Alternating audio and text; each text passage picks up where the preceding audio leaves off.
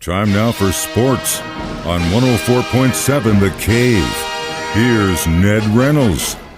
Mike, the intern, Ned Reynolds, back in the studio on a Monday morning. You know what? I'm really glad my check cleared with the officials so the Chiefs could actually beat the Vikings of Minnesota. What a bunch of crap. I didn't think officiating was very good, although the Chiefs were penalized 10 times and Minnesota only 4 in that game. So I guess we're not paying off the refs good enough. Now, before we get into it, you just said something. Because I was in discourse with people all last week. The refs. And I go, you know what?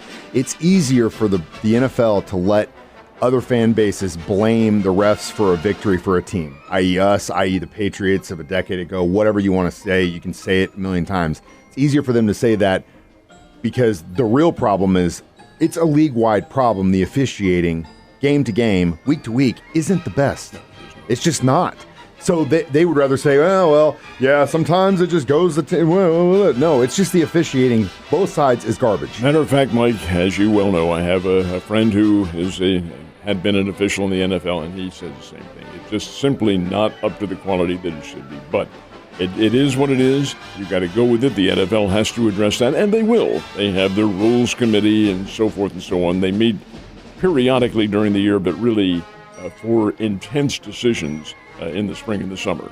I think that'll probably be corrected. And yeah, the Chiefs had 10 penalties called on them, and the Vikings only 4 yesterday, but critical times is when they're called. That's just it.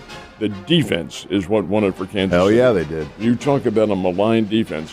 Their defense isn't maligned, folks. It is very quick.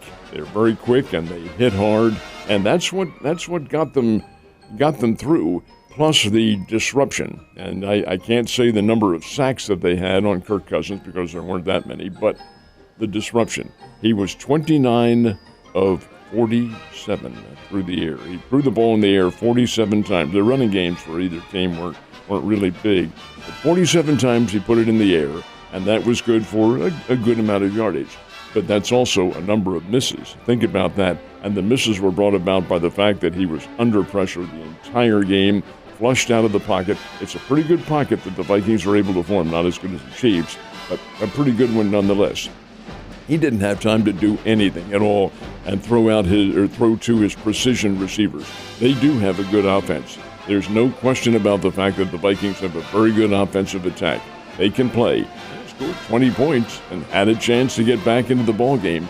But the fact of the matter remains, the defenses made the difference, and Kansas City's defense rallied to the core, and that's what pulled them through. That was without Nick Bolton, too, by the way. And Chanel's stepping up big time for the team as they kind of fill in for him. But, yeah, that's without Nick. And they start rotating those linebackers like that, man, that's going to be a situation for the rest of the league. I still contend that one person doesn't make a difference. The Chiefs' linebacking core is still pretty good, but Bolton in there would make a bit of a difference. I still had to watch with some perverse attitude, I will admit. But the other guy, Jawan Taylor, he's still leaving early, and they don't call it. They do not call it, the officials. He gets about a quarter of a second move, and they don't call it illegal. It is what it is. It's not just him, though. Watch those games. Watch the way that outside tackle is lining up. It's not just him. Everyone else is doing it. So I think they were like, well, it's again back to what I said at the beginning. It's not just the Chiefs. It's a league-wide problem with the officials, and it is inconsistent week to week. There's no question. It is inconsistent. And yes, you were right. Nick Bolton ain't going to make a huge difference, but bringing him back in gives some time to those other guys, gives some breath. And then when we get Agba back after suspension up front from San Francisco, that's going to be 6 games. That's Omenahu. Omenahu. Excuse me. I don't know why I keep saying that. I think he comes back this week. It's either I think it's a 6 game, so I think he's back. Yeah, I think he's not the 6th game they have coming up. Yep, this will be the 6th. Now, it all depends on, I guess, your understanding of the rule. Yeah. Is he suspended for a total of 6, or is 6 the end of it? I don't know. I think it's probably a total of 6. Yeah. So he would be back next week. But the fact is, the Chiefs do play on Thursday night. I'm going to give you a numerical example here. We talked about the fact that Cousins threw the ball 47 times. He was 29 of 47 through the air. Mahomes, 31 of 41. 41 passes through the air. He completed just about the same total yardage that Cousins had, but he didn't have to hurry his passes. and he also had that threat of running when he was blitzed, which the Vikings did. On many occasions tried the blitz. Was it effective? Well, 27-20 the final score, and the Chiefs do get a win.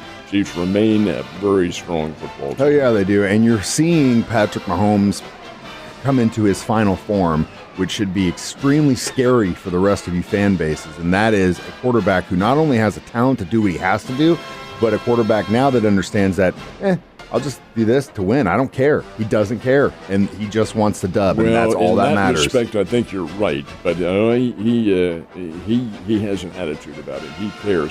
The thing that has me worried about him is that you watch, after those passes are completed, he is taking a beating back there. Oh, they're coming after him. Can only last for so long. Yep, but hey, got to give it up to that front five because they're doing a great job too. Got to give it up to Kels for coming back in with an ankle sprain and helping us on a pivotal thing. It just...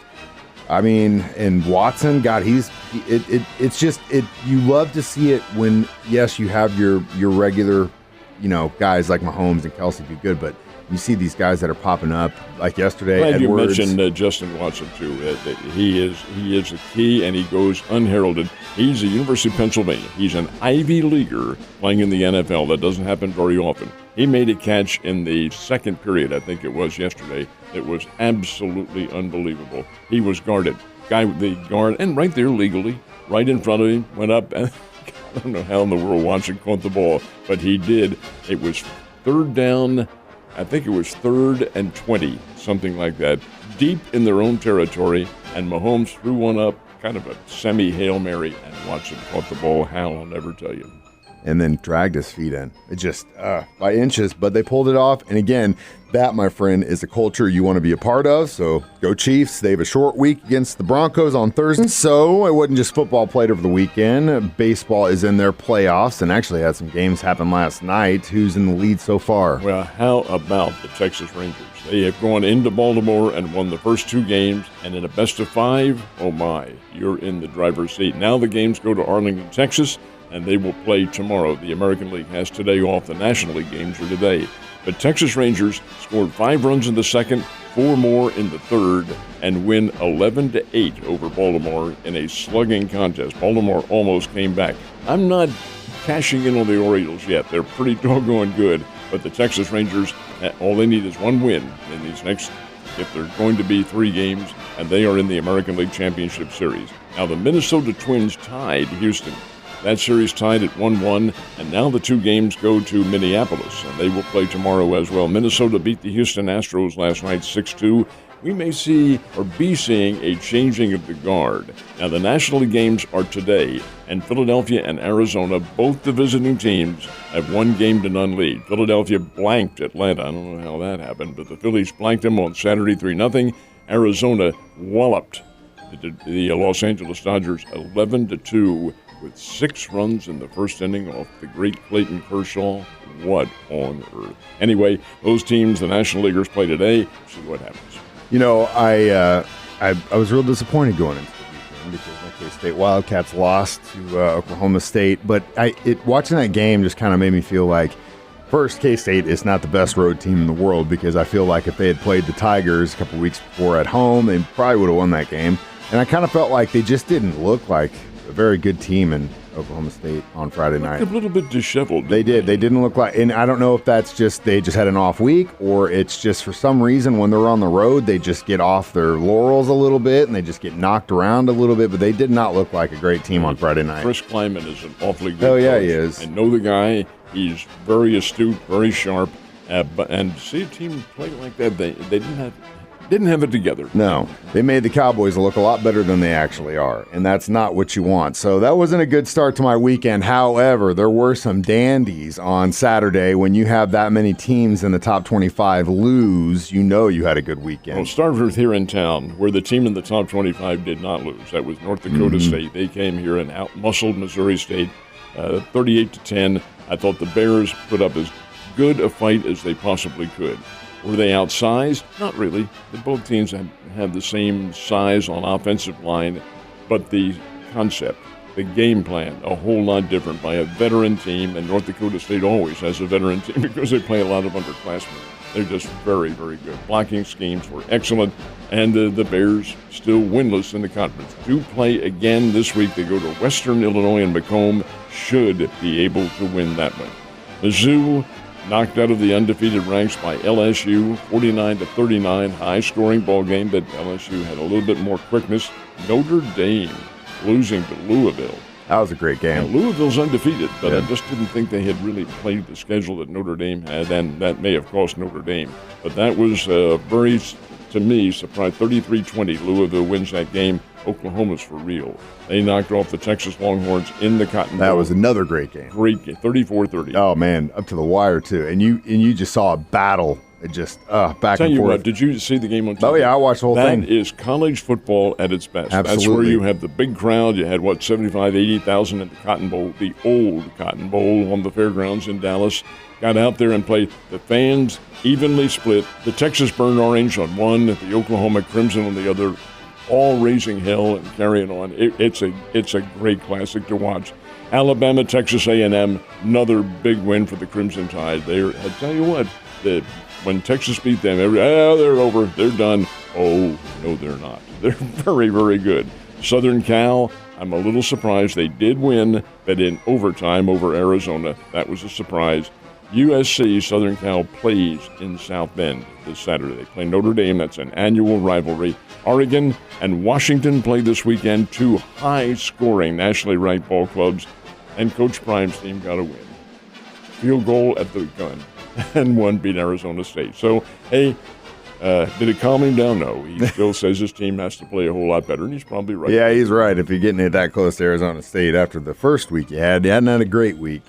Couple weeks, actually. Last but not least, we actually had some racing going on in North Carolina, didn't we? They did. At the Roval is what they call that part of the Charlotte Motor Speedway. It is the road course inside the stadium itself, and it combines the regular NASCAR event. It is a NASCAR event, but it combines their regular course as well.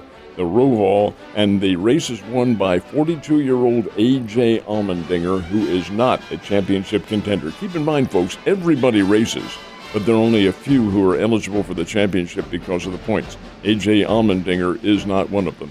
He won the race. A couple of drivers eliminated. Kyle Busch and Bubba Wallace were both knocked out of it. They are no longer championship contenders. They'll still run, of course, in the remaining races. But that's the way NASCAR works, and that championship is coming up in early November. Exciting stuff, Ned. We got through a lot today. You have a great day, and I'll see you tomorrow.